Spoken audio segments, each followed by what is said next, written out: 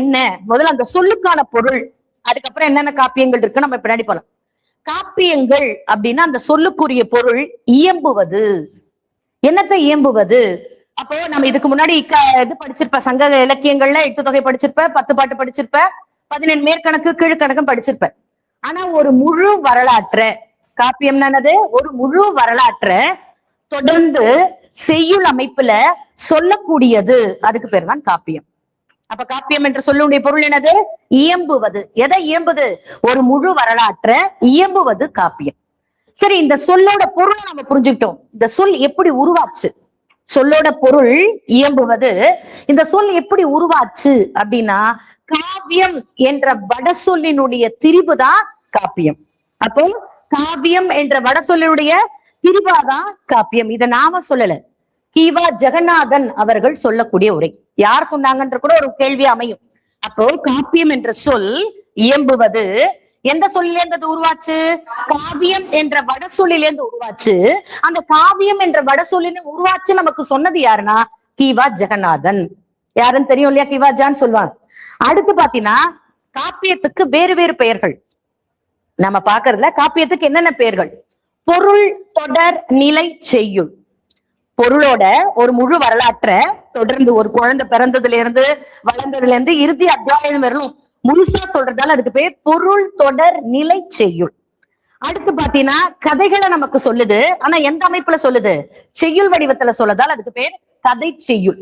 அடுத்து பாத்தீங்கன்னா பெரிய கதையை சொல்லுது, அதனால அதுக்கு பேர் மகா காவியம் அப்படின்னு பேர். அடுத்து உரைநடையில சொல்றதால உரை நடையிட்ட பாட்டுடை செய்யுள். இதெல்லாம் காப்பியம் என்ற சொல்லுக்கு வழங்கக்கூடிய வேறு பெயர். பொருள்நிலை செய்யுள், அடுத்து உரைநடையிட்ட பாட்டுடை செய்யுள், கதை செய்யுள், மகாகாவியம், அகலக்கவி. கவி என்பது தெரியும், அதிகமான யாப்புல சொல்லப்படுகிறதால அதுக்கு பேர் என்னது? அகலக்கவி. இதெல்லாம் காப்பியம் என்ற சொல்லுக்கு வழங்கப்படக்கூடிய வேறு பெயர்கள். சரி, காப்பியம்னா என்ன, அந்த சொல் எங்க இருந்து உருவாச்சு, அந்த சொல்லுக்கான வேறு பொருட்கள் சொல்லிட்டோம். எத்தனை வகையான காப்பியம் இருக்கு? நீ சொன்ன உடனே ஐம்பெரும் காப்பியம், ஐஞ்சிறு காப்பியம் அப்படி கிடையாது. காப்பியம் ஆரம்ப காலகட்டத்தில் எப்படி இருந்ததுன்னா 2 வகை. ஒண்ணு வீரயுக காப்பியம், இன்னொன்னு கலை காப்பியம்னு பேர். ஒண்ணு பேர் என்னது? ஒண்ணு வீரயுக காப்பியம், இன்னொன்னு பேர் என்னது? கலை காப்பியம். அப்படின்னா என்னது மேடம்? கலைக்காகவே, கலை வாழ்வதற்காகவே ஆசான்ஜா நிறைய சொல்லியிருப்பார். அப்படின்னா என்ன அப்படின்னு பாத்தீங்கன்னா, வீரயுக காப்பியம்னா இப்ப நம்ம எல்லாம் பிறந்தது வளர்ந்தது எல்லாமே பாத்தீங்கன்னா அடிப்படையாக கூடிய பாமரன். பாமரன்னா யாரு? நாட்டுப்புற மக்களுடைய வாழ்வாதாரத்துல தான் நம்ம வந்திருக்கோம். இப்ப நம்ம படிச்சிருக்க இல்லையா பாமரர் அப்படின்னா, படிக்காதவங்களுக்கு பேர் பாமரர். அவங்க சொன்ன வாய்மொழியாக இருக்கக்கூடியதான் பழமொழிகள், விடுகதைகள் அப்படி நமக்கு வந்தது. அப்படி வாய்மொழியாக வரக்கூடிய நாடோடி பாட்டுகளுக்கு எல்லாம் பேரு வீரயுக காப்பியங்கள் பேர். காப்பியத்துக்கு 2 வகை. என்னது? ஒண்ணு வீரயுக காப்பியம், இன்னொன்னு கலை காப்பியம். அப்போ இப்ப நம்ம பிரிச்சிருக்காங்க இல்லையா, ஐம்பெரும் காப்பியம், ஐஞ்சிறு காப்பியம். அதுல எதெல்லாம் கலை காப்பியம், எதெல்லாம் வீரயுக காப்பியம்? வீரயுக காப்பியம் ஒன்னே ஒண்ணுதான், சிலப்பதிகாரம் மட்டும்தான். ஆனா அதுல 2மே இருக்கு, கலையும் இருக்கு. ஓகேவா? அதுல என்ன இருக்கு? நடந்த நாட்டுப்புற வழக்குல சொல்ல வளர்ச்சி பெற்ற கதையும் இருக்கு. அப்ப ஒரே ஒரு காப்பியம் வீரயுக காப்பியம் நம்மளதுல, மேலே நடத்துல நம்மளதுல பார்க்கும்போது சிலப்பதிகாரம் மட்டும்தான். அடுத்து மத்தது சொல்றக்கூடிய ஐஞ்சிறு காப்பியங்கள், சிலம்ப தவிர்க்கக்கூடிய ஐம்பெரும் காப்பியங்கள் எல்லாமே எதோடது? கலை காப்பியம். அப்படின்னு என்ன? நமக்கும் சில ருசிகளோட வாழ்க்கைக்குள்ள நடந்த யதார்த்த விஷயத்த சொல்லக்கூடிய காப்பியத்துக்கு பேரு கலை காப்பியம். ஓகேவா? அப்போ காப்பிய காலம் அப்படின்னா எந்த காலத்தை சொல்லுவாங்க? சோழர் காலம். அதாவது சங்க காலத்துல இருந்து. அப்போ நீ நல்லா பார்த்தீங்கன்னா சிலப்பதிகாரம், மணிமேகலை எந்த காலகட்டத்துல வந்தது? நம்ம சோழர் காலம் காப்பிய காலம் சொல்றோம். ஐம்பெரும் காப்பியத்துல சொல்லக்கூடிய சிலம்பு, மணிமேகலை, சிவக சிந்தாமணி காப்பிய சோழர் காலத்துல வந்ததா? கிடையாது. என்ன அப்படின்னா நல்லா புரிஞ்சுக்கோ, சங்க காலத்துல தோன்றியதுதான் சிலம்பும். சங்க காலம்னு சொல்லுவாங்க சில இலக்கிய ஆராய்ச்சியாளர்கள், சங்க மருவிய காலம்னு சொல்லுவாங்க. சிலம்பும் மணிமேகலையும் சங்க காலத்துல.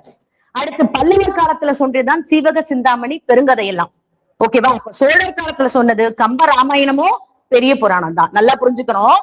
ஏன் காப்பிய காலம்? இப்ப சங்ககாலம் பொற்காலம், சங்க மருவியற் காலம் கலப்பிடர் காலம், சோழர் காலம் காப்பிய காலம், பல்லவர் காலம் பக்தி இலக்கிய காலம் சொல்லுவாங்க. அப்ப சோழர் காலத்தை ஏன் சொல்றாங்கன்னா, அதிகப்படியான காப்பியங்கள் வளர்ச்சி பெற்ற காலத்தால. ஓகேவா? மத்த காலத்திலயும் இருந்திருக்கு. இப்ப சங்க காலத்தில் தோன்றிய காப்பியம் என்னது? சிலம்போ, மணிமேகலை. அது அடுத்து சொல்லப்படுகின்ற பல்லவர் காலத்துல சொல்றது எது? பெருங்கதையும் சீவக சிந்தாமணியும். ஆனா சோழர் காலத்துல தோன்றியது கம்ப ராமாயணமும் பெரிய புராணம். ஆனா ஏன் நம்ம சோழர் காலத்தை காப்பிய காலம்னு சொல்றோம்னா, காப்பியத்தினுடைய வளர்ச்சி உச்சி பெற்றது அப்படின்னு என்ன அர்த்தம்? சிறப்பாக இப்படிதான் காப்பியத்துக்குரிய இலக்கணம், இதெல்லாம் பெருங்காப்பியம், இதெல்லாம் சிறுகாப்பியம் அப்படின்னு ஒரு காப்பியத்துக்கு இலக்கணம் வகுத்து அதை பிரிச்சு சொன்ன காலகட்டம் சோழர் காலம்ன்றதால சோழர் காலத்தை தான் காப்பிய காலம் அப்படின்னு சொல்றாங்க. இப்ப பார்ப்போம் காப்பியம்னா எப்படி பிரிச்சிருக்காங்க. ஓகே, இப்ப நான் காப்பியம்ன்றது என்ன, அந்த சொல் எப்படி உருவாச்சு, அந்த சொல்லு, அந்த காப்பியம் என்ற சொல்லுக்கு வழங்கப்படக்கூடிய வேறு பெயர். காப்பியத்தை 2 வகையா பிரிக்கிறாங்க. நமக்கு அடக்கக்கூடிய காலகட்டத்துல எந்தெந்த காப்பியம் வந்திருக்குன்னு பார்த்தோம்.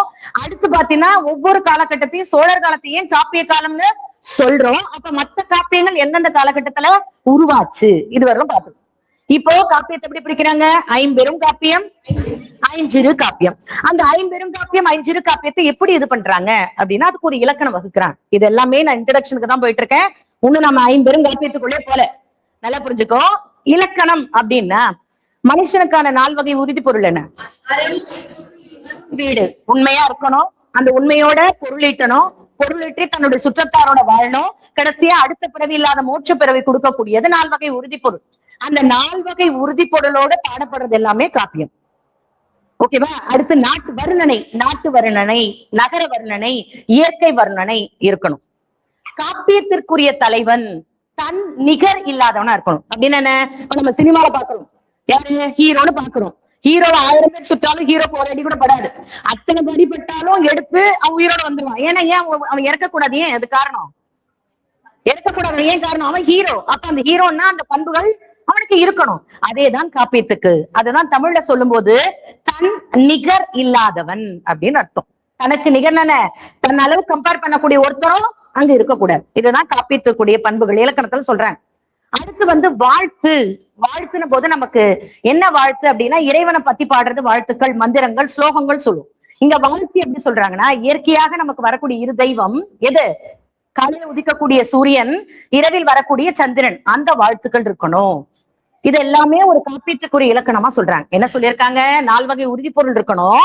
காப்பியத்தினுடைய இலக்கண தலைவன் தன்னிகர் இல்லாதவனா இருக்கணும், வாழ்த்துக்கள் இருக்கணும், முக்கியமா இயற்கையை வாழ்த்தணும், அடுத்து வர்ணனைகள் இருக்கணும், இயற்கை பொழில் மழை பத்தியான சிறப்புகள் இருக்கணும், அடுத்தது பின்னால் நிகழ்வதை முன்னால் சொல்லக்கூடிய அந்த அமைப்பு இருக்கணும். அப்படின்னு என்ன?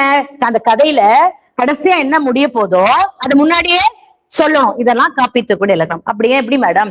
சிலம்புல வரும்பொழுது கோவலனுக்கு கண்ணகி திருமணம் நடக்குதா? அப்ப வாழ்த்துறாங்களா? அப்ப வாழ்த்தும் போது அங்க இருக்கக்கூடிய பெரியோர்கள் என்ன சொல்லுவாங்கன்னா கவகு கை நெகிழாமல் அப்படின்னு ஒரு வரியை பயன்படுத்துவாங்க. என்னது கவகு கை அப்படின்னா திருமணம் ஆகும்போது ஆணுடைய கையும் பெண்ணோட கையும் இப்படி வச்சு அந்த வளம் வருது, சில விஷயங்கள் வரும். அதுல கவகு கை நெகிழாமல்னா இந்த கை எப்பவுமே பிரியாம இருக்கணும் அப்படின்னு வாழ்த்துவாங்க. அப்ப இந்த கை பிரிய போறதுதான் முன்கூட்டியே சொல்றதுதான் காப்பியத்துக்குரிய. இதெல்லாம் காப்பியத்தின் இலக்கணம்னு பிரிச்சிருக்கா. ஓகேவா? இதுல பெருங்காப்பியம் 5 அப்படின்னு சொல்லியிருக்காங்க. என்னென்ன? சிலப்பதிகாரம், மணிமேகலை, சீவக சிந்தாமணி, வளையாபதி, குண்டலகேசி. ஓகேவா? அப்போ இந்த 5 காப்பியங்கள் எல்லாமே 4 வகை உறுதி பொருட்கள் கண்டிப்பா இருக்கணும். ஒண்ணு, இந்த வருணனைகள் கண்டிப்பா இருக்கணும். அடுத்து வாழ்த்து கண்டிப்பா இருக்கணும். அடுத்து என்ன பண்றாங்க? வணக்கம் கண்டிப்பா இருக்கணும். வரிபொருள் இதெல்லாம் இருந்தா அது பேர் பெருங்காப்பியம். இதுல என்னது? எது இருந்தா? இந்த காப்பியத்திற்கு இலக்கணங்களா இருந்தா அது பேர் என்னது? பெருங்காப்பியம்.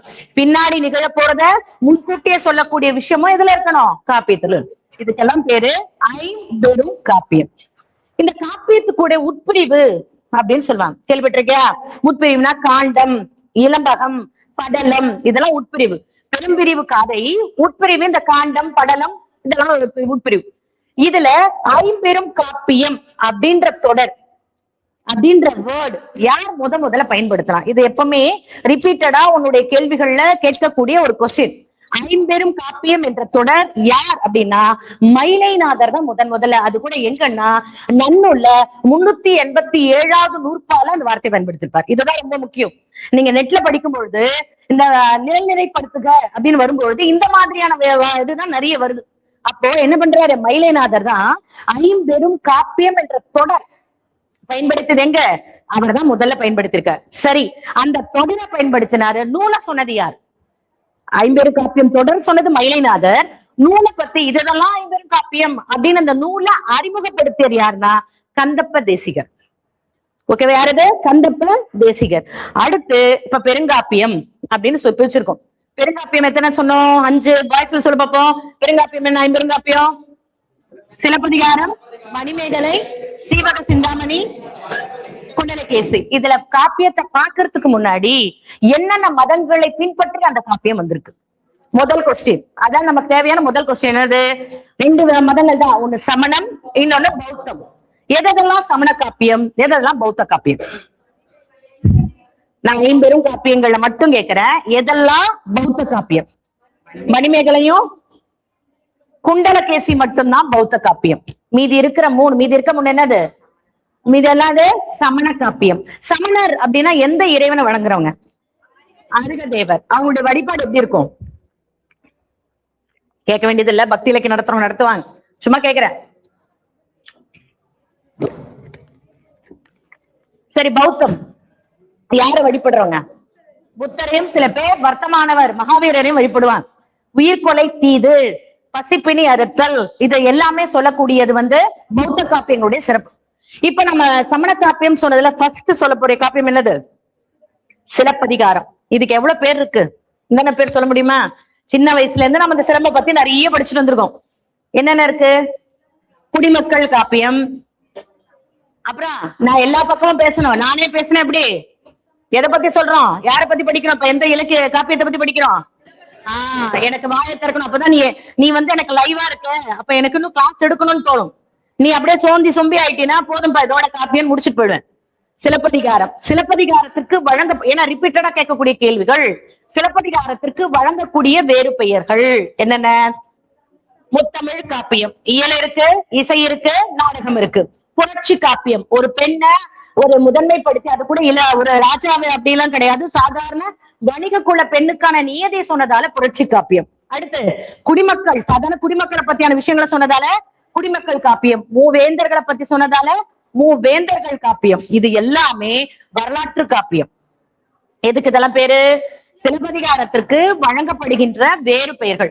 இதற்கு இன்னொரு சிறப்பும் உண்டு. கதை பொதிந்துள்ள பாட்டு. யாரோட கதை? சிலம்பினுடைய கதை பொதிந்துள்ள பாட்டு. இதெல்லாம் எதுக்கு வழங்கக்கூடிய வேறு பெயர்? சிலப்பதிகாரம். சரி, சிலப்பதிகாரத்தை இயற்றியவர் பார்ப்போம், அப்புறம் சிலம்பை பத்தி உள்ள போலாம். இயற்றியவர் யாரு? இளங்கோவடிகள். அவருடைய அம்மா அப்பா பேர் என்ன? இது ஒரு கொஸ்டின் தான். தாய் தந்தை. யாருடைய தாய் தந்தை? இளங்கோவடிகள். தாய் நற்சோனை, தந்தை இமயவரம்பன் நெடுஞ்சேரலாதன். தம்பி ஒருத்தர் இருப்பாரு, சேரன் செங்குட்டுவன். அம்மா பேரு நற்சோனை, அப்பா பேரு இமயவரம்பன் நெடுஞ்சேரலாதன். தம்பி இன்னொருத்தர் யாரு? சேரன் செங்குட்டுவன். இவர் ஒரு ராஜா, ராஜவம்சம் சொல்லிட்டோம் இல்லையா? சேரன் என்ன சொல்லும் போது ராஜ குலத்தில் இறந்தவர். ஆனா என்ன பண்ணிட்டாருன்னா, அந்த காலகட்டத்துல மூத்தவனுக்கு தான் பதவி அப்படின்ற ஒரு ராஜ பதவின்னு ஒண்ணு வழக்கு இருந்தது. என்ன பண்ணிட்டாருன்னா, எனக்கு வேண்டாம் அந்த ராஜ பதவி, என் தம்பி அனாடாளட்டும், நான் வாழ்க்கையை இது பண்ணிட்டு துறவு வாழ்க்கை போறேன்னு துறவி ஆயிட்டார் இளங்கோவடிகள். யார்கிட்ட கொடுத்துட்டாரு? தம்பி கிட்ட பதவி கொடுத்துட்டாரு. என்னைய தான் ஒரு துறவி ஆயிட்டார். அந்த அளவுக்கு இளமையிலேயே ராஜ வாழ்க்கை பற்றி முற்றிலுமாக துறந்து, இப்ப நமக்கு ஒரு பைசா கொடுக்கணும் வேணாம்னு சொல்றதுக்கு 100 ரூபாய் கூட நமக்கு மனசு வராது. ஒரு ராஜ வாழ்க்கை உதறி தள்ளி துறவு வாழ்க்கை பத்தி சொல்லக்கூடியவர் தான் இளங்கோவடிகள். அப்படி இருக்கும்போது அவர் என்ன பண்ணாருன்னா, அவர் துறவு பூண்ட இடம், இது ரிப்பீட்டடா கேட்க வேண்டிய கேள்வி, குணவாயிர் கோட்டம். யார் துறவு பூண்ட இடம்? இளங்கோவடிகள். ராஜாவா இருக்கு அரியணை ஏற வேண்டியது, அரியணை ஏறாம துறவு பூண்ட இடம் என்னது? குணவாயிர் கோட்டம். இதுதான் சிலப்பல இளங்கோவடிகள் பத்தி சொல்றது. இந்த இளங்கோவடிகள் யாரு? தன்னுடைய தம்பியோட தன்னுடைய தோழனான யார் சொல்லுவாங்க? இளங்கோவடிய தோழன் சீத்தலை சாத்தனாரோட மலைவளம் காண போவார். அப்ப மலைவளம் காணும்போது மலையில வாழக்கூடிய மக்களுக்கு பேரு மலைவாழ் மக்கள். அந்த மலைவாழ் மக்கள் என்ன பண்றாங்கன்னா, ஒரு பெண் 14 நாள் சாப்பிடாம தூங்காம அழுதுட்டே தலைவிரி கோலமா, எப்படி இந்த சிலம்புன்ற ஒரு காப்பியம் உருவானன்றதுக்கான விஷயம் சொல்றேன், அழுதுட்டு ஒரு ஓரமா அழுதுட்டு இருந்தாங்க. அவங்க இருமுலையில் ஒரு முலை இல்லை. இதையும் அவங்க அண்டர்லைன் பண்றாங்க. அப்ப அத சொல்லும் பொழுது யாருன்னு தெரியல. அப்பதான் சொல்லுவாரு, இந்த கதையெல்லாம் சொல்லும் பொழுது என்ன சொல்றாரு, இது ஒரு நூலாக்கணும், இது அழியாத ஒரு காப்பியமாக்கணும், இது எல்லாருக்கும் தெரியணும் அப்படின்னு சொல்லும் பொழுது, அப்போ முதல்ல இளங்கோவடிகள் சீத்தலை சாத்தனாரதான் எழுத சொல்வார். யான் எழுதுவதை விட நீ எழுதுவதுதான் சிறந்ததுன்னு அவர் சொன்னதுக்கு அப்புறம் தான் என்ன காப்பியமே எழுத ஆரம்பிப்பாரு, சிலப்பதிகாரமே வைப்பாரு. இதுக்கு தலைப்பு வைக்கும் போதே பெரிய சிலம்பை மையமாக, சிலம்புன்னு என்னப்பா அது முதல்ல தெரிஞ்சுக்கணும். சிலம்புன்னு என்ன, கால் கொலுசுன்னு நம்ம சொல்றது, அது பிற்காலத்துல மருவி வந்தது. சிலம்புன்னா இப்ப தண்டை அப்படின்னு வச்சு இந்த நாட்டுப்புற இதுல சிறுதெய்வ வழிபாடுல தண்டைன்னு வச்சு ஆடுவாங்களே, அது பேருதான் என்னது சிலம்பு. அது உள்ள இப்ப இருக்கக்கூடிய தண்டையில கற்கள் வைப்பாங்க. இது சாதாரண எல்லார் வீட்லயும் போடக்கூடியது. ஆனா ராஜாக்களும் ராஜாக்கு அடுத்ததான் சொல்லப்படுகின்ற வணிகர்களும் அது நவரத்னத்துல சில மணிகளும் அது உள்ள போடுவாங்க. எதுக்கு அதை போடுறாங்க? சவுண்ட் வரும். அந்த அயன் உள்ள பட்டு நகம் சவுண்ட் வரும். அது ஆட்டினா சவுண்ட் வருது இல்லையா? அப்ப இதுல அதேதான். அந்த மாதிரி அந்த சிலம்புதான் இந்த காப்பியத்துக்குடைய முழு கதை. அதனால இதுக்கு பேர் என்ன வச்சுட்டாரு? சிலப்பதிகாரம் அப்படின்னு வச்சுட்டாரு. எப்படி வந்தது, யார் எழுதுனா, எதன் மையமா வச்சு இந்த காப்பியம் உருவாக்கப்பட்டது. இதுல என்ன சொல்லியிருக்காங்க, இது மூவேந்தர் காப்பியம், முத்தமிழ் காப்பியம் அப்படின்னு சொன்னது எல்லாத்தையுமே மூணு மூணா பிரிச்சிருக்கிறார். எத்தனை காதை? 3 காதை. எத்தனை இது இருக்கு? சாரி 3 காண்டம், 30 காதை. 3 காண்டம் என்னது? புகார். எப்பவுமே நல்லா புரிஞ்சுக்கோ, படிக்கும் பொழுதே இலக்கிய ஆராய்ச்சியாளர்கள் சொல்ற கால வரிசைப்படி படிச்சோம்னா இந்த நிரல்நிலைப்படுத்துகின்ற ஒரு கேள்வி வரும்பொழுது நமக்கு எளிமையா இருக்கு. நம்ம மனசுல புரியறதுக்காக ஈஸியா படிக்கும் பொழுது எழுதும் பொழுது நமக்கு அந்த டவுட் வரும். அப்ப புகார் காண்டம், மதுரை காண்டம், வஞ்சி காண்டம் 30 காதைகளை எப்படி பிரிச்சிருப்பாங்க? புகார் காண்டத்துல 10 காதை, ஓகேவா? அடுத்தது மதுரை காண்டத்துல 13, கடைசியா இருக்கக்கூடிய வஞ்சில 7. மொத்தமா இந்த சிலப்பதிகாரம் எந்த பா வகையால வாச்சுன்னா ஆசிரியப்பா. அடுத்து பார்த்தா கொச்சக்கலிப்பா. பா வகையால் இதுவும் ஒரு கொஸ்டின் வரும். என்னது பா வகை? ஆசிரியப்பா, கொச்ச கலிப்பா வகை. இதுல முக்கியமா சொல்லணும்னா புகார் நகரத்துல, ஏன்னா நாம கதை ஃபுல்லாவே உங்களுக்கு தெரியும், நான் ஒரு 2 வரையில அந்த கதையை சொல்லிடுறேன். மாநாயகன் மாசாத்துவன் வணிக குலம். அந்த வணிக குலத்தில் பிறந்தவர்கள் தான் கண்ணகியும் கோவலனும். கண்ணகிக்கு கோவலனுக்கும் திருமணம் நடக்கிறாங்க. ஒரு ராஜாக்கு எப்படி திருமணம் நடக்குமோ அதே மாதிரி ராஜ பரம்பரையில வந்த திருமணம் நடக்க மாதிரி திருமணம் ரொம்ப சிறப்பா நடக்குது. திருமணத்திற்கு பின்பு 2 வீட்டுக்கு இல்லாம நடுவுல ஒரு இடத்துல அவங்களுக்கு ஒரு அரண்மனை உருவாக்கி அது மாடங்கள்லாம் நிறைய பேசுவாங்க சிலம்புல. அந்த மாடங்கள்ல கண்ணகியும் கோவலன் அழகா இன்புற்று வாழ்ந்துட்டு இருந்தாங்க. கோவலனுக்கு இளகிய மனம், யார் துன்பப்பட்டாலும் அந்த துன்பத்தை தொடைக்கின்ற இளகிய மனம். அப்ப மாதவியன்ற ஒரு நடனம் அங்கே பாக்குறாங்க. அவங்களுக்கு ஒரு துன்பம் வரும்பொழுது தன்னுடைய பணத்தை கொடுத்து மாதவியோட துன்பத்தை இது பண்றாரு. ஆனா மாதவியினுடைய நல்ல குணங்கள் கண்ணகியை மறந்து மாதவியோடு இருக்கக்கூடிய சூழல் கோவலனுக்கு ஏற்படுது. அதனால யார மறந்துட்டாங்க? கண்ணகியை மறந்துட்டாங்க. கண்ணகிக்கு நல்லா தெரியும் ஒவ்வொரு தன்னுடைய கணவன் வேற்றொரு பெண்ணோட இருக்கான்ற எண்ணம் தெரிஞ்சும் ஒவ்வொரு நாளும் தன் கணவனை வரவேற்கிறதுக்காக அந்த அம்மா ஒரு நாளும் வீட்டு வாசல்ல இது பண்ணிட்டே இருப்பாங்க. அப்போ மாதவியோடைய அம்மா யாரு? மாதவி யாரு? மாதவி என்ற பது ஒரு கணிகை குலவர், பரத்தையர் அப்படின்னு சொல்லக்கூடிய சேர்ந்தவங்க. அவங்கள அவங்களுடைய அம்மா சித்திராபதி ஒரு செல்வந்தர் அப்படின்னு வந்து ஒவ்வொருத்தர்கிட்ட அவங்களுடைய செல்வங்களை யார் கேட்கிறான்னு கேட்பாங்க. கோவலன் கேட்கிறன்னு கண்ணகி கிட்ட கேட்டு வாங்கிட்டு வருவாங்க. நல்லா புரிஞ்சுக்க, என்னது தன்னுடைய கணவன் வேற்றொரு பெண்ணோட இருக்கான்ற விஷயம் தெரியும். தான் செல்வத்தை ஒவ்வொரு நாளும் கேட்கிறாங்க. கேட்கும்போது நாம என்ன பண்ணுவோம்? நீ யாரு இந்த கேள்வி கேட்கறது கேட்போம். ஆனா கண்ணகி கேட்கவே இல்லை. ஒரு நாளும் அவங்க கேட்கறதுக்கு பதிலா அதிக பணம் தான் கொடுத்துட்டு இருக்காங்க. அது செல்வமா இருக்கட்டும், நகையா இருக்கட்டும், எதுவா இருக்கட்டும். இததான் வள்ளுவர் தன்னுடைய குரல்ல ஒண்ணு சொல்வார். தெய்வம் தொழால் கொள்ளன் தொழுதொழுவாள் பெய்யன பெய்யும் மழை. கற்புக்கரசிக்கு ஒரு இலக்கணத்தை சொல்வார். அப்ப தெய்வத்தை கூட வணங்கலனாலும் கணவனையே தெய்வமாக வணங்கினால் இந்த நேரத்துல மழை பெய் அப்படின்றால் பெய்யும் அப்படின்றத கற்புக்கரசி இலக்கணத்தில் சொல்வாங்க. அதே மாதிரிதான் கண்ணகி பதில் ஏதும் பேசாமல் கோவலன் கேட்கிறான்னு செல்வத்தை அத்தனையுமே கொடுத்துறார். செல்வம் ஃபுல்லா சொல்லுவாங்க இல்லையா, குந்தி தின்றால் குன்றும் மலையும் அப்படின்னு. என்ன குந்தி தின்றால் குன்றும் மலையும் அப்படின்னு ஒரு பேச்சு வழக்கு இருக்கு. அப்படின்னு என்ன, குந்தி என்றால் உட்கார்ந்தே வேலை செய்யாம சாப்பிட்டுட்டே இருந்தோம்னா, குன்று அப்படின்னா மலை, மலையளவு செல்வம் இருந்தாலும் என்ன ஆகும்? ஒண்ணுமே இல்லை. அந்த மாதிரி கண்ணகி கிட்ட இருக்கக்கூடிய அத்தனை செல்வத்தையும் மாதவியை அவருடைய அம்மா, மாதவிக்கு இது எதுவுமே தெரியாது. பரத்தியர்ல காதற் பரத்தியர், காமக்கிழத்தி, இற்கிழத்தின்லாம் படிச்சுட்டு வந்திருப்பான் நம்பிக்கை ஒருப்பல. அதுல ஒருவனுக்கு ஒருத்தி என்ற பரத்தியர் குலத்துல பிறந்திருந்தாலும் ஒருவனுக்கு ஒருத்தி என்ற குணத்தோடு வாழ்ந்தவள் தான் மாதவி. அப்ப தன்னுடைய கணவனா யார் மட்டும் நினைச்சிருக்காங்க? கோவலன் மட்டும்தான். ஆனா அவங்க பிறந்த குலம் தாசி. ஓகேவா?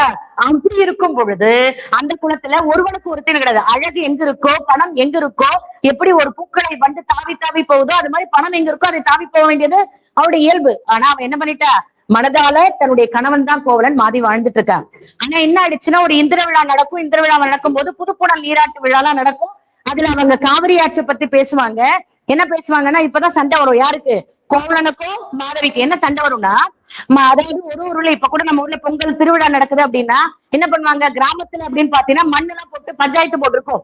அந்த மண்ணெல்லாம் கலைச்சிட்டு புது மண் போட்டுடுவாங்க. ஏன்னா பழைய மண்ணெல்லாம் இதுவா ஒரு மாதிரி தண்ணி வாசம் வீசணும். அது மாதிரி என்ன பண்ணாங்க, மணல் போட்டு காவிரி ஆற்றை திறந்து விடுவாங்க. இது ஆடி பெருக்கு, ஆடி 18 சம்திங், அதெல்லாம் இன்னும் நம்ம கொண்டாடுறோம். பாலாத்துல தண்ணி வந்தா விளக்கு வச்சு செய்வாங்க இல்லையா?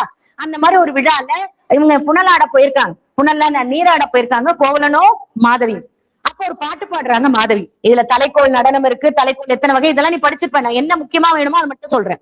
அப்ப என்ன ஆயிடுச்சுன்னா, அந்த முக்கியமா அந்த பாடிட்டு இருப்பாங்க. பாடும்பொழுது என்ன பண்ணிட்டாங்க, மாதவி, காவிரி நீ எங்கெங்கெல்லாம் பாயிரியோ அங்கெங்கெல்லாம் வளமையா இருக்கும். நீ இல்லாத போது செழுமை இல்லாம இருக்கும். தண்ணி எங்க போது அந்த இடம் வளமையா இருக்கும். இது எதை பத்தி பாடினாங்க அந்த அம்மா? காவிரி ஆட்சி பத்தி பாடினாங்க. யாரு? காவிரி ஆட்சி பத்தி பாடினவங்க யாரு? மாதவி. ஆனா அதை தப்பா புரிஞ்சுட்டோம். யாரு? கோவலன் என்ன சொல்லிட்டானா, என்கிட்ட பணம் இருக்கு, பணம் இருக்கிறவங்கதான் நீ வளமை, பணம் இல்ல வளமற்றவன் அப்படின்னு அவனை குத்தி காட்டுறதா நினைச்சு, என்ன இருந்தாலும் நீ பரத்தீர் குளம் தானே, அதற்கான எண்ணம் தான் உங்ககிட்ட இருக்கும்னு சொல்லி அவர்கிட்ட கோச்சிட்டு மறுபடியும் யார்கிட்ட வந்துடுறான், கண்ணகிட்ட வரான். அப்ப முதல் நாள் எப்படி வரவேற்று தன்னுடைய கணவனை திருமணம் ஆன போது எப்படி வரவேற்று உபசரித்தாலோ அதே மாதிரிதான் உபசரித்தாள் கண்ணகி. ஆனால்தான் இன்னி வந்து கற்புக்கரசி அப்படின்னும் போது கண்ணகியோட பேர் வரதுக்கான காரணம். அப்படி இருக்கிற காலகட்டத்துலதான் இது எல்லாம் சொல்லக்கூடியதுதான் எந்த காண்டத்துல வருது? 3 காண்டம் சொன்னேன். புகார் காண்டம், மதுரை காண்டம், வஞ்சி காண்டம். புகார் காண்டத்துல வருது முள்ளாவே. அதுக்கப்புறம் அவங்க அந்த ஊர்ல வாழ முடியாம சிலம்ப விற்கிறதுக்காக பொற்கொள்ளன் கிட்ட போறதுக்கு எந்த ஊருக்கு வராங்க? மதுரை. அது மதுரை காண்டத்துல வருது. மதுரை காண்டத்துல அப்புறம் அது அந்த நேரத்துல அந்த ஊருடைய நாட்டினுடைய ராணியோட கால் கொலுசு காணாம போயிருக்கும்.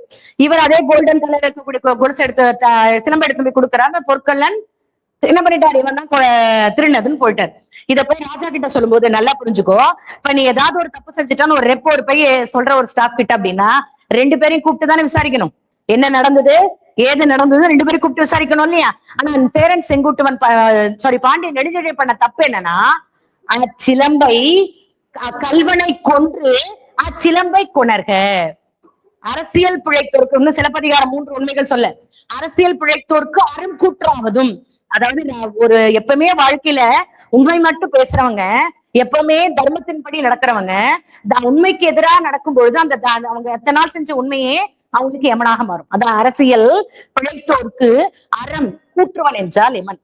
என்ன பண்ணிட்டார் பாண்டியன் நெடுஞ்செழியன்? என்ன சொல்லிருக்கணும், அந்த சிலமையை எடுத்துட்டு வா, அந்த கல்வன் என்று கொலை குற்றம் சாட்டப்பட்ட சரி திருடன் சொன்னாலே அவனை கூட்டு வா, விசாரிச்சுட்டு பிறகுதான் முடிவு சொல்லணும். அவர் என்ன பண்ணிட்டாரு, அக்கல்வனை கொன்று அச்சிலம்பை கொணர்க. இந்த ஒரு வார்த்தை தான் சிலம்பு மையமா போயிடுச்சு. அப்ப என்ன ஆயிடுச்சு, கொண்டுடுறாங்க, தலையை துண்டிக்கப்படுறாங்க. அதுக்கப்புறம் சிலம்ப கொடுத்து அவர் மாட்டிட்டாங்க. இத தெரியறது யாருக்கு தெரியுது? கண்ணகிக்கு தெரியுது. இப்போ நம்மளால நம்ம இதுல ஒரு கவுன்சிலர் கிட்ட போயிட்டு ஏண்டாப்பா தண்ணி வரல, எங்களுக்கு கரண்ட் இல்ல, இங்க இது டிரைனேஜ் இதுவா இருக்கு அப்படின்னு நம்மளால கவுன்சிலர் கிட்ட கூட நம்மளால கேட்க முடியல, பயம். ஆனா அந்த தனி ஒரு பெண் என்ன பண்ணிட்டா, தன்னோட ஏதாவது மனித பிறவில பிறந்தோம் அப்படின்னா கண்டிப்பா ஒரு நாள் இறப்பு முக்கியம். சாகாமே இருக்கிறதுக்கு சிரஞ்சீவியா யாரால முடியாது, இறக்கதான் போறோம். ஆனா எப்படி இறக்குறோம் அப்படின்றதா அது ஒரு சூழல். அந்த காலத்துல என்ன பண்ணுவாங்க, நடுகெல்லாம் படிச்சிருப்ப, இறந்து போறத புதைக்கிறதுக்கு முன்னாடி அவங்க போர் அடிப்பட்டா கூட அடிப்படலைன்னா ஒரு கத்தியால குத்தி நடுகளை இது பண்ணுவாங்க. ஏன்னா வீர பரம்பரை. அப்படி இருக்கும்போது என்ன சொல்லி கோவலன் இறந்து போயிருக்கான், கள்வன், திருட. அப்ப அதனுடைய இழுக்கு எப்படி அடுத்து அவனுடைய பரம்பரைக்கே வரும். அதனாலதான் அந்த அம்மா போனாங்க. ராஜான்னு பார்க்காம தேரா மண்ணா செப்போது உடைய அப்படின்னு கோவத்துல பேசினாங்க. அப்புறம் ப்ரூவ் பண்ணாங்க. எப்படி அப்படின்னா, என்னுடைய சிலம்பில் இருக்கிறது என்ன கலர் பரல், மாணிக்கம். அந்த அம்மாவுடைய இது பண்ணது முத்து. தெரியுதா, உடைக்கிறாங்க. உடைச்ச உடனே ராஜாக்கு தன்னுடைய தவறான சொல்லிட்டோன்ற விஷயம் தெரியுது. உடனே மேல இருந்து கீழே வந்து உயிர் துறக்கிறார். அதான் அரசியல் பிழைத்தோருக்கு அறம் கூற்றாவதும். உரைத்தாள் பத்தினியை அந்த அம்மா நெடுஞ்செழியன் உடைய மனைவி பேர் என்ன, அவ என்ன பண்ணா, உடனே கோப்பெருந்தேவி. அவங்க உடனே கணவன் இறந்து போன அடுத்த நிமிடமே என்ன பண்றாங்க, அவங்களே இறந்துறாங்க. அப்போ கண்ணகி கோவலன் இறந்து அவனை உண்மையானவன் நிரூபிச்சுட்டு அவங்களும் இறந்தாங்க. அதே மாதிரி கணவன் இறந்த உடனே தானே இறந்தாங்க. கற்புக்கரசிக்கு இலக்கணமா சிலம்பல இளங்கோவடிகள் சொல்லுவாங்க. ஓகேவா? அடுத்தது அதுக்கப்புறம் தான் என்னென்ன விஷயங்கள், இமயமலையில இருந்து கல் கொண்டு வந்து கண்ணகிக்கு சிலை எடுத்து அங்க நடக்கும்போது இலங்கை கயவாகு மன்னர்களோட போரிட்டு ஜெயிச்சு அதுக்கப்புறம் கண்ணகிக்கு சிலை எடுத்து கோயிலாக கட்டி இன்னைக்கு ஒரு வழிபாடு நடந்துட்டு இருக்கு. இதெல்லாம் மையமா சொல்றது என்னது? சிலப்பதிகாரம். இதுல என்ன சிறப்பு அப்படின்னு பாத்தீங்கன்னா, அந்த அம்மா பிறந்தது சோழ நாடு, கொலை குற்றம் சாட்டப்பட்டு இது பண்ணது பாண்டிய நாடு, சிலை எடுத்தது சேர நாடு. அப்ப மூவேந்தர்களும் அதனுடைய சிறப்பு அங்க இருக்கு. ஓகேவா? அதுக்கப்புறம் 14 இருந்து தேவலோகத்துல இப்போ நீ படிச்சிருப்பன்னு நினைக்கிறேன், ரைட் சகோதரர்கள் தான் நமக்கு வந்து பிளைட்ட கண்டுபிடிச்சாங்க. அதுக்கு முன்னாடி நமக்கு அந்த இது விஷயம் இல்ல. தமிழர்கள் பழங்காலத்திலேயே அறிவியல் சிந்தனையோடு வாழ்ந்திருக்காங்கன்றதுல சிலப்பதிகாரத்துல இளங்கோவடிகள் வான ஊர்தி அப்படின்னு ஒண்ணு சொல்லுவாங்க. எப்படி வந்து என்ன பண்ணா, கோவலனோட 14 நாள் அங்க இருந்தாங்கன்னு கதை சொன்னாங்க இல்லையா? அப்ப வானத்துல இருந்து ஒரு ஊர்தி வருது. அதுல கோவலன் தேவலோகத்தில் இருக்கக்கூடிய தேவ தூதர்கள் எல்லாரும் வந்துதான் கண்ணகிய கூட்டிட்டு போனாங்க. அப்ப ஆகாயத்துல இருந்து பூமிக்கு வரணும் எப்படி வந்திருக்காங்க? பேழை வாகனம், அதுக்குதான் வான ஊர்தி. அப்போ அந்த காலகட்டத்திலே பிளைட் இருந்திருக்கு. அப்ப தமிழர் பழந்தமிழர் அறிவியலோட தான் வாழ்க்கை வாழ்ந்திருக்காங்கன்னு வான ஊர்தி இருக்கு. இதுதான் சிலப்பதிகாரத்தினுடைய கதை. 3 காண்டம் 30 கதை. இதுல முக்கியமான கதாபாத்திரங்கள் எனக்கு ரொம்ப முக்கியம். இந்த கதாபாத்திரங்கள் நிறைய ரிப்பீட்டடா கொஸ்டின் வருது. கண்ணகி ஒரு கண்ணகியா? கிடையாது. கடையல் வள்ளல்ல பேகனுடைய மனைவி கண்ணகி. இது ஒரு கொஸ்டின் வந்தது. கண்ணகின்னா நமக்கு தெரிஞ்சது கோவலன் கண்ணகி மட்டும்தான். கடையல் வள்ளல்ல பேகனுடைய மனைவிக்கு பேர் என்னது? கண்ணகி. அடுத்து கோவலன், அடுத்து மாதவி, மாதவியோட தாய் வந்து சித்ராபதி. இதுல முக்கியமான பெண் கதாபாத்திரங்கள் அப்படின்னு பாத்தீங்கன்னா வயந்த மாலை யாருன்னா மாதவியோட தோழி. கவுந்தி அடிகள் சமணத்துறவி, பெண் சமணத்துறவி. அடுத்து மாதரி, அவங்க தங்கி இருக்கும் போது அடைக்கலமாக இருந்த பேரு மாதரி. அடுத்து வந்து ஐயை, அந்த மாதவியோடைய மகள். அடுத்து மாதவி பிரிஞ்சிருக்கும் போது கோவலனுக்கு 2 லெட்டர் எழுதுவாங்க. தெரியுமா? கடிதம் உண்டு. நான் இப்படி இருக்க, நான் தவறா செய்யல, என் மேல் தவறு இல்லைன்னு என்ன பண்ணுவாங்க, கோவலனுக்கு மாதவி கடிதம் எழுதி அனுப்புவாங்க. அந்த கடிதத்தை முதல் கடிதம் எழுதினவன், இது கூட ஒரு கொஸ்டின் கேட்டது, முதல் கடிதம் எழுந்தவங்க வயந்த மாலை, 2வது கடிதம் எழுத வந்தது கௌசிகமணி. இங்க கௌசிகமணி என்பது ஆண், ஆனா மாதவி மேல நலம் விரும்பி இருப்பவர் கௌசிகமணி. இதுல செங்குட்டுவனுடைய, அதாவது சேரன் செங்குட்டுவன் தான் கண்ணகிக்கு சிலை எடுத்தது. அந்த சிலை எடுக்கணும்றதுக்கு காரணம், கண்டிப்பா கண்ணகிக்கு கோவில் கட்டணும்னு சொன்னது யாருன்னு பாத்தீங்கன்னா வேண்மாள். யாருன்னா சேரன் செங்குட்டுவனுடைய மனைவி. கண்டிப்பா நீங்க உங்களுக்கு என்ன பண்ணணும், கோயில் கட்டணும். சாதாரண கல்ல கட்டக்கூடாது. மலைகளில் சிகரம் சொல்ற இமயமலையில இருந்தா அந்த கல் எடுக்கணும்னு சொல்லணும். அடுத்து அதாவது கோயில் கட்ட சொன்னது ஒரு பெண். யாருக்காக கட்டினாங்க? ஒரு பெண்ணுக்காக கட்டினாங்க. அந்த பூசாரியும் ஒரு பெண் தான். அவள் பேர் தேவந்தி. ஓகேவா? இதெல்லாம் யாரு முதன்மை? எதுல? சிலப்பதிகாரத்துல. அடுத்தது மாடலன் யாரு? கோவலனுக்கு மதுரைக்கு வழி சொல்லக்கூடிய அவனுடைய நண்பனாக சொல்லப்படுவன் மாடலன். அடுத்து முக்கியமா அப்படின்னு சொல்லும் பொழுதுனா வேற என்னன்னா, இந்த கண்ணகியோட கோயில் எங்க இருக்கு? திருவாஞ்சிக்களம். அதுக்கு வந்து குமுளி அப்படின்னு சொல்லுவாங்க. இதெல்லாம் தான் உனக்கு ரிப்பீட்டடா கேட்கக்கூடிய கேள்விகள். அதுதான். அடுத்தது இன்னொரு சிறப்பு என்ன அப்படின்னா, மணிமேகலை, கோவலனுக்கும் மாதவிக்கும் பிறந்த மகள் மணிமேகலைன்னு சொல்றாங்க. ஆனா கோவலனுடைய குலதெய்வத்தின் பெயர் மணிமேகலை. அததான் தன்னுடைய குழந்தைக்கு பேர் வச்சிருக்காங்க.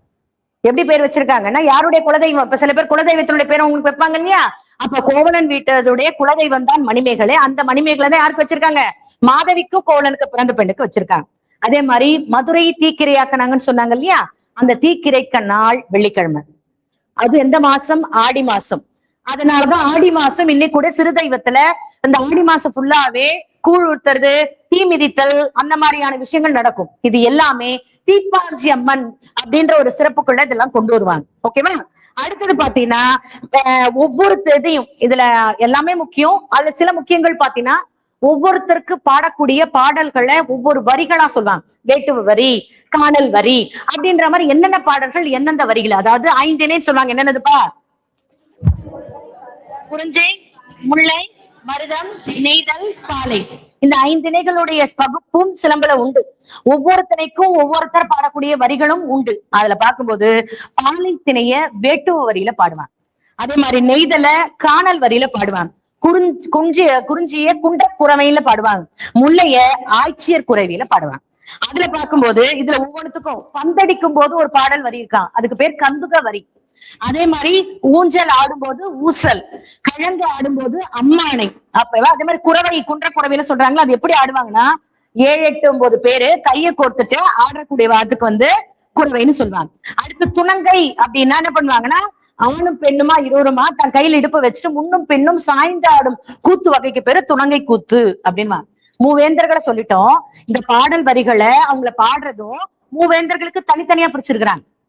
ஒரு சேரர் சோழர் பாண்டியருக்கு பாடக்கூடறதுக்கு கூட என்ன பண்ணிருக்காங்க, ஒரு வரிகளை பண்ணிருக்காங்க. சோழனை பாடும்போது அம்மானை வரி, சேரனை பாடும்போது ஊசல் வரி, பாண்டியனை பாடும்போது கந்துக வரி.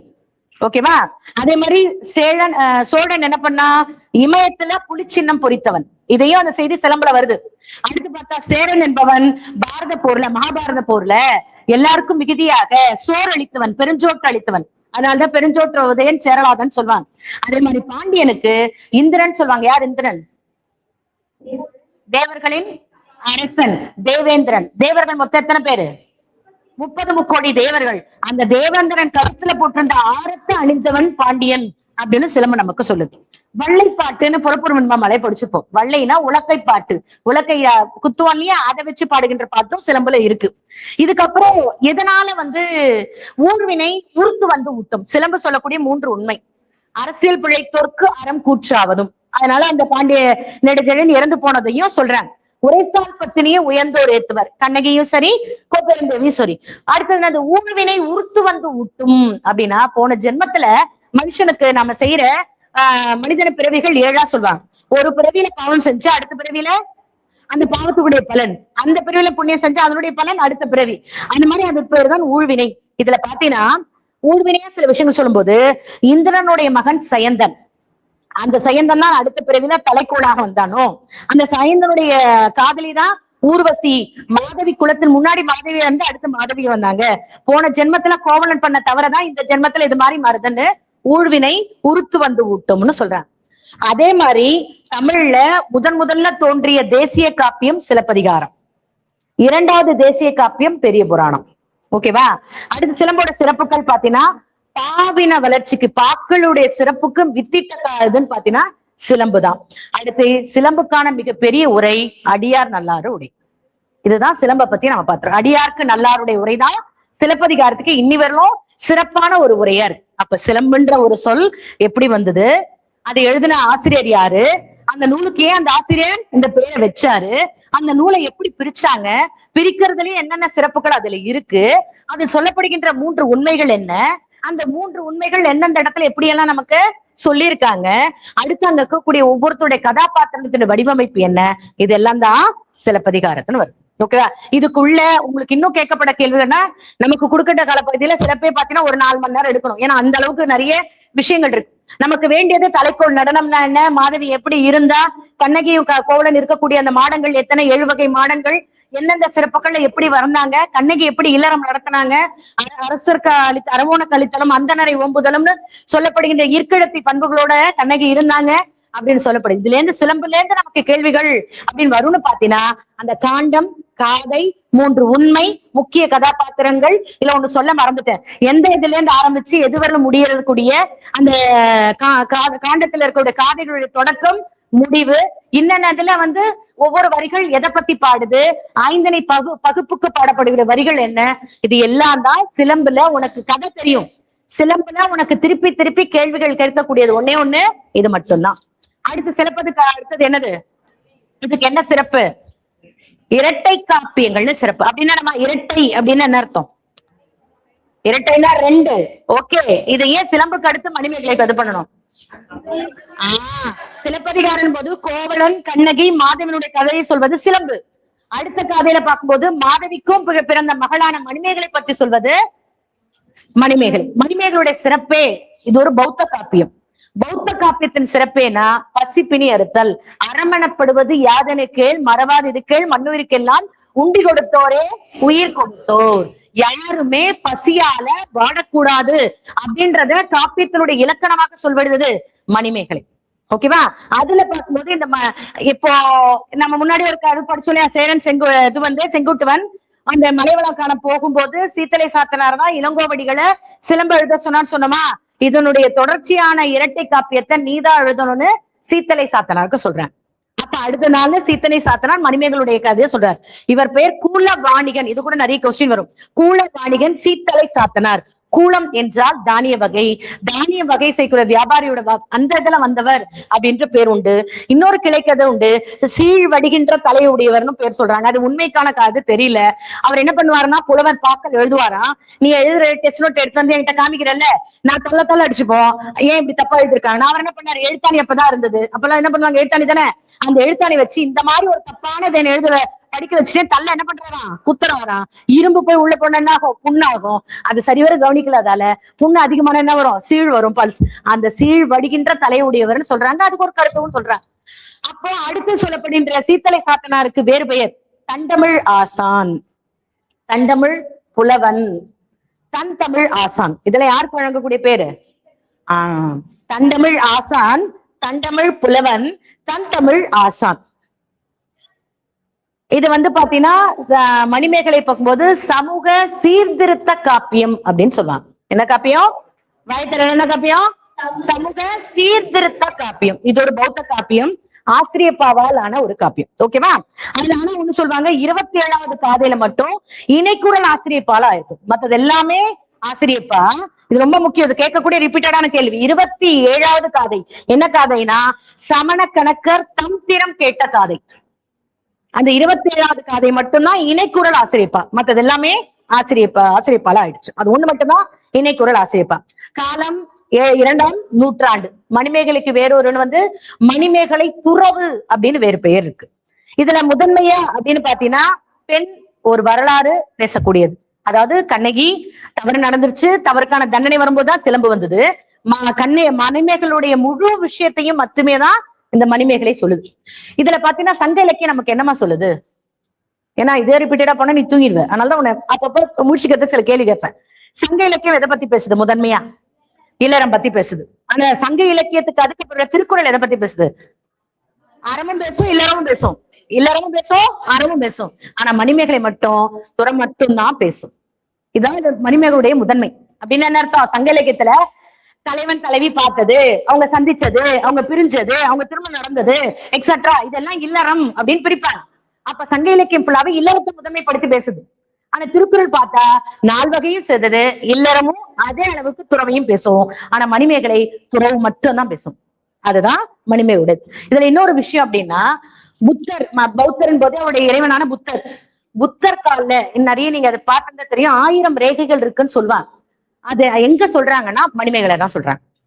புத்தருடைய கால்கள்ல நமக்கு எல்லாருக்குமே ரேகைகள் உண்டுப்பா, இறைவனுடைய கால்கள்லாம் சில சிறப்புகள் உண்டுன்னு அந்த பாதத்தை பத்தி பாதாபி வர்ணனை அப்படிலாம் பார்ப்போம். அதுல புத்தருடைய 1000 ரேகைகள் பதிந்ததா ஒரு குறிப்பு மணிமேகலையில இருக்கு. ஓகேவா? அடுத்தது நூல் அமைப்பு. இதுல காண்டம் அப்படின்னு எதுவும் பிரிக்கல. ஆனா சிலம்பெருமாளே 30 காதைகளா பிரிச்சிருக்காங்க. முதல் காதை விழா வரை காதை, கடைசி காதை பவித்திரம் அருக இறுதி என பாவையின் ஒற்ற காதை. இதோட முடியுது. ஆரம்பிக்கிறது விழா, முடியறது பவித்திரம். இதுல பாத்தீங்கன்னா என்னன்னா கதை மாந்தர்கள்.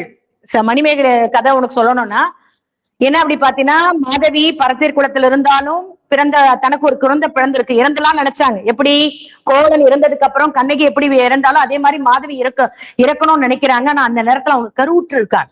ஒரு உயிரை கொல்லக்கூடிய பாவம் உயிர் கொலை தீர், ஏன்னா அவங்க இதுவாக இல்லையா. அப்ப என்ன பண்ணிட்டாங்கன்னா அந்த குழந்தைக்காக உயிர் வாழ வேண்டிய சூழல் மாதவிக்கு ஏற்பட்டுடுச்சு.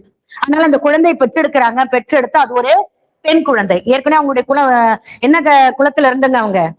பரத்தியர் குலம். பரத்தியர் குலத்துல ஆணா இருந்தா எப்படியா வாழ்ந்தெல்லாம், ஒரு பெண் குழந்தை எப்படிடா வளர்க்கறதுன்ற ஒரு துன்பமான சூழ்நிலையில மாதவி இருக்கிறாங்க. அப்ப அந்த குழந்தையாக இருக்கும் போதே அவங்க என்ன பண்ணிட்டாங்கன்னா, தான் ஒரு இல்லற வாழ்க்கை வேணாம் அப்படின்னு தான் ஒரு துறவு வாழ்க்கையை மேற்கொள்ளுறாங்க. அப்ப அந்த குழந்தை சின்ன வயசுல இருந்து என்ன பாக்குதுன்னா துறவு மட்டுமே தான் பாக்குது. அது இல்லறத்துக்கான எந்த ஒரு விஷயம், ஒரு அப்பா அம்மா குடும்பம் எல்லாருக்கும் கூடிய எந்த ஒரு விஷயமே அந்த குழந்தை பாக்கல. எதை மட்டும்தான் பாக்குது? துறவு வாழ்க்கையை மட்டும்தான் பாக்குது. அதனாலதான் சின்ன வயசுலேயே எனக்கு இந்த இல்லற வாழ்க்கையை வேணாம் அப்படின்னு தலையில முடிய போட்டு என்ன பண்ணிட்டாங்க, ஒரு துறவியம். நல்லா புரிஞ்சுக்கோ. ஒரே ஒரு நாள் நமக்கு நோன்பு அந்த ஒரு நாள் போய் பூஜை செஞ்சு கோயில் போயிட்டு வந்துதான் 5 மணிக்கு சாப்பிடணும்னாவே நம்மளுடைய உடம்பு ஏத்துக்காது. அதுக்கு பதிலா ஏதாவது சாப்பிடணுமா நம்ம உடம்பு கேக்குது, மனசு கேக்குது. ஐம்புலனை நம்மளால கண்ட்ரோல் பண்ண முடியல. ஆனா சிறு வயதுல ஐம்புலன்களையும் கண்ட்ரோல் பண்ணி நான் துறவி வாழ்க்கை தான் வாழ்வேன்னு சொல்லும் பொழுது அதுக்குதான் அந்த நூலுக்கு காப்பியத்துக்கு மணிமேகலைன்னு அவர் பேர் வச்ச காரணம்.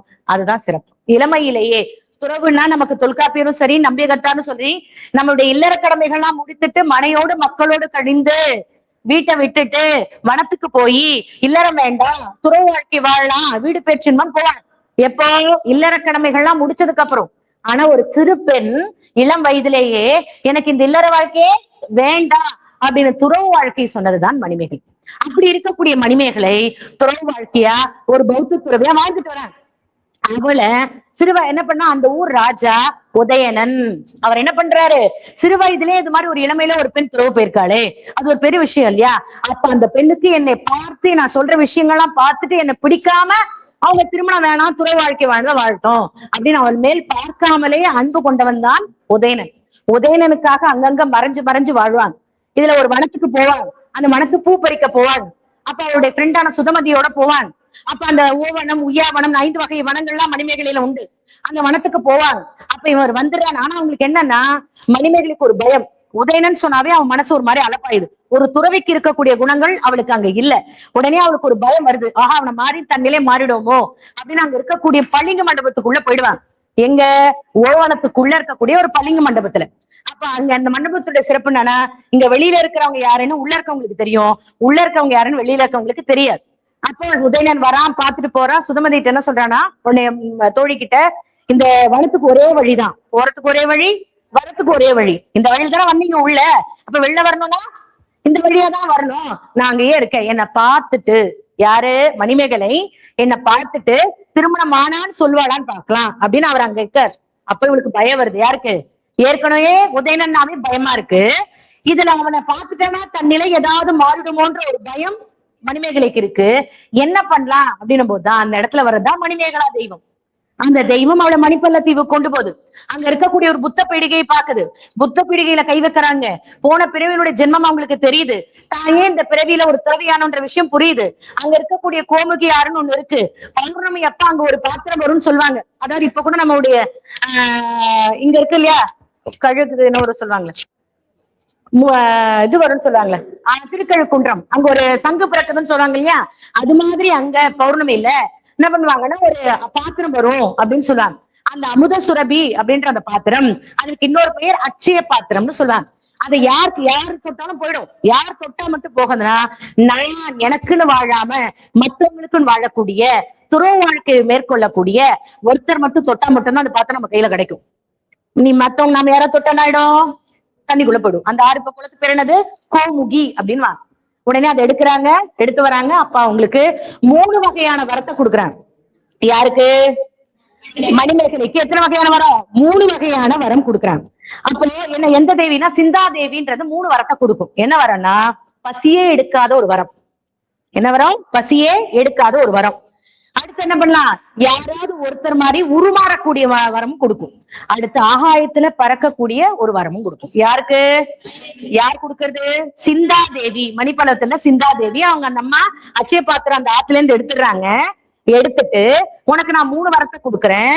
ஆகாயத்துல பறக்கக்கூடிய சக்தி. அடுத்து உனக்கு பசியா வரம். ஏன்னா நீ பசியா இருந்த அச்சய பாத்திரம் இருக்கிறது நீயே சாப்பிட்டுருவ. அப்ப அச்சய பாத்திர கையில இருக்கா 4 பேர் கொடுக்கணும். அதனால உனக்கு என்னது? பசியா வரம், யாரைமானும் உருமாறக்கூடிய சக்தி. அப்போ இந்த சுதமதி நம்ம எங்க விட்டோம்? அந்த ஓவனத்துக்குள்ள வந்தாங்களா? சுதமதி போய் மாதவிட்ட சொல்றாங்களா நான் வாழ்க்கை வாழ்றது யாருக்காக?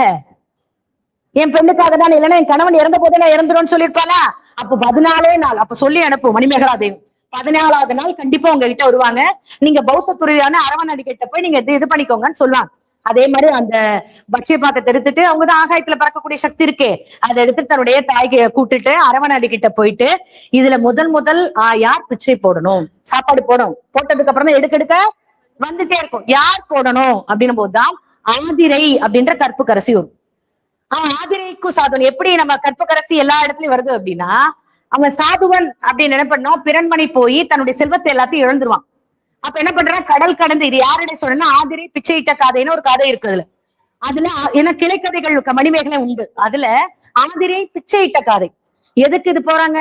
மணிமேகலை முதல்ல அமுத சுரபில முதல் உணவை யார் போடுறாங்க, போடுறவங்களுக்கு ஒரு சிறப்பு வேணும் அப்படின்றதுக்காக போறதுதான் ஆதிரை.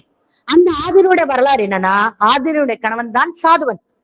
அவன் என்ன பண்ணிட்டான், கோவலன் மாதிரி பிறன்மனை பிறவிதால தன்னுடைய செல்வத்தை இழக்கிறான். செல்வத்தை இழந்துட்டு அந்த என்ன பண்றான்னா, கடல் கடந்து போய் வாணிபம் செய்யணும்னு கடல்ல போறான். அப்ப கடல் போகும்போது கடல் தத்தளிச்சுது, கீழே விழுந்துடுறாங்க, எல்லாரும் இறந்துடுறாங்கன்னு செய்திதான் இங்க வருது. உடனே ஆதிரை என்ன பண்றா, கணவன் இல்லாத உலகத்துல நான் வாழ மாட்டேன், சதி என்ற உடன்கட்டை ஏறுதல் இருக்கும், கேள்விப்பட்டது அப்படின்னு. இறந்துட்டாங்கன்னா அந்த கணவனுடைய உடலே அவங்க போய் எரிஞ்சிருது. இன்னொன்னு, தானே தனக்கு ஈமத்தையே ஏற்படுத்திக்கிறது. ஈமத்தினா இறுதியில செய்யப்படுகிற கட்டைகள் எடுக்க அது மேல நாம போய் உட்கார்ந்துறதுதான் ஈமத்தி. அந்த மாதிரி அவங்க எல்லாம் போய் பண்ணி நெருப்புல போய் உட்கார்றாங்க. அவங்க போட்டிருக்க பூவும் சரி, அவங்க உடம்புல போட்டிருக்க சந்தனமும் சரி கருகலை. நெருப்புல போய் நின்ன நெருப்போட இயல்பு என்னமா, தன் பொருள் தன் மேல் எதன் பொருள் விழுகிறதோ அதை தன்னுடையதாக்கிக் கொள்ளும் இயல்பு நெருப்பு கொண்டு. ஆனா நெருப்புல போய் விழுந்தா நம்ம நாமளா இருப்போமா?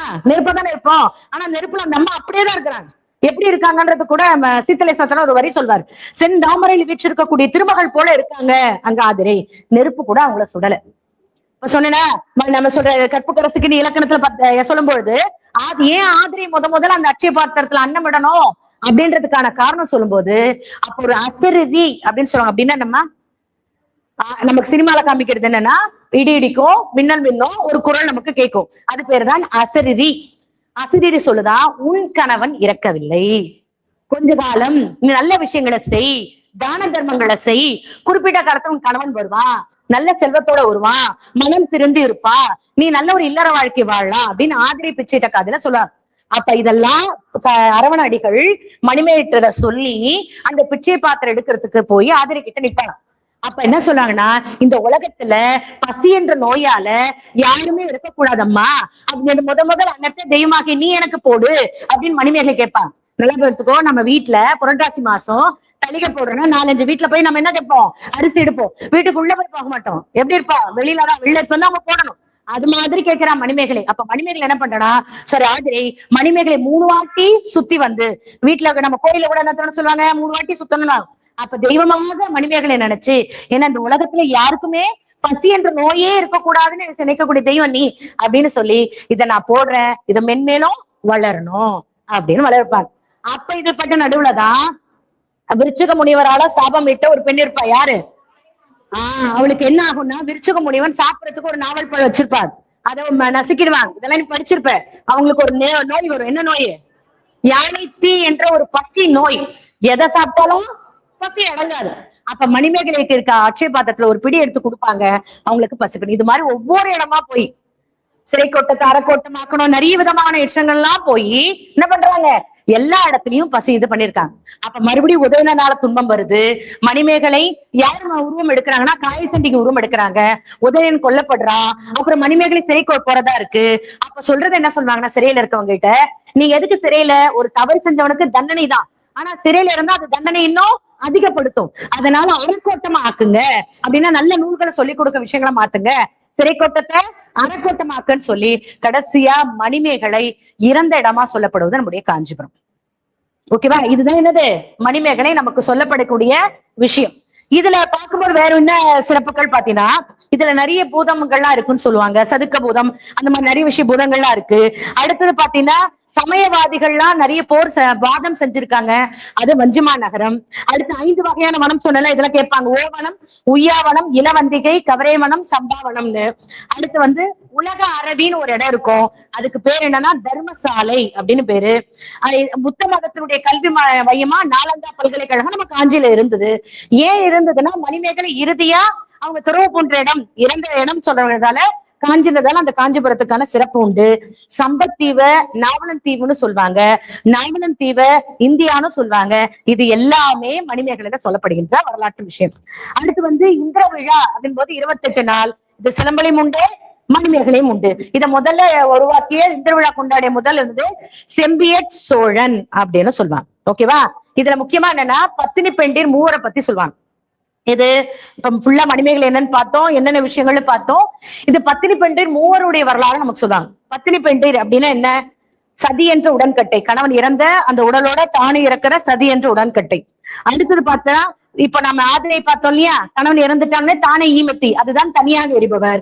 மூணாவது கணவன் இல்லாம கைமை நோன்பு. கைமைனா விதவை வாழ்க்கை எல்லாத்தையும் கட்டுக்குள் இது பண்ணக்கூடிய கைமை நோன்பு. இந்த 3 வகையான கற்புக்கரசி இருக்கிறதா நமக்கு சொல்லக்கூடிய காப்பியம் என்னது? மணிமேகலை.